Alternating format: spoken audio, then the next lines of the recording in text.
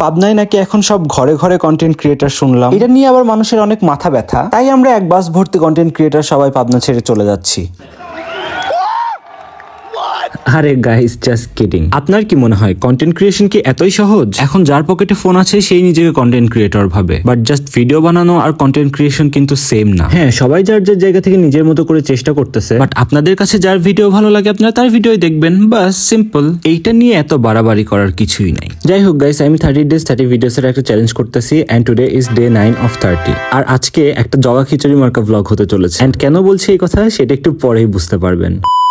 তো আমি নিয়েছিলাম এই তান্দুরি চিকেন, যেটার প্রাইস ছিল 160 টাকা করে। সো এই প্যাকেজটার মধ্যে 2 পিস লুচি, একটা বেশ বড় সাইজের তান্দুরি চিকেন, সালাদ আর স্পেশাল সস ছিল। আর এই তান্দুরি চিকেনটা অনেক মজা ছিল, উপর দিয়ে ক্রিসপি এন্ড ভেতর থেকে জুসি ছিল এন্ড বেশ ফ্লেভারফুল ছিল। আর আমাদের সবার কাছে এটা অনেক ভালো লেগেছে। So Al rate this 8.5 out of 10। দেন আসি সেকেন্ড আইটেমের উপর। এটা ছিল ওভেন বেক পাস্তা, যার দাম ছিল 100 টাকা। And just look at the cheese pull guys. এর মধ্যে অনেক পরিমাণে চিজ দেওয়া ছিল এন্ড অনেক পরিমাণে চিকেনও দেওয়া ছিল। পাস্তাটাও আমার কাছে অনেক মজা লেগেছে এন্ড প্রাইস অনুযায়ী কোয়ান্টিটিটাও ঠিকই ছিল, আমার কাছে একদম ওয়ার্থ ইট লেগেছে। So Al also rate this an 8.5 out of 10। দেন নিয়েছিলাম একটা চিকেন চাপের প্যাকেজ, এটার দাম ছিল 150 টাকা। এন্ড চিকেন চাপের সাইজটা দেখলে তোমরা বুঝতে পারবে যে এটা কত বড় ছিল। আমার কাছে পাবনার মধ্যে বেস্ট চিকেন চাপ এটাই মনে হয়। এটা যেমন ক্রিসপি ছিল তেমনই চাটনিটাও খুব মজা ছিল। আল রেট দিস 9 out of 10। এখন আসি তাদের নিউলি লঞ্চ কাবাব আইটেমের উপর। আমরা বেশ কয়েক রকমের কাবাব নিয়েছিলাম আর এই প্যাকেজের দাম ছিল 180 টাকা। আর দেখো নানটাও বেশ সফট ছিল এন্ড কাবাব দিয়ে খেতেও অনেক মজা লাগছিল। এর মধ্যে 4 থেকে 5 পিসের মতো চিকেন ছিল এন্ড চিকেন গুলো বেশ সফট এন্ড জুসি ছিল।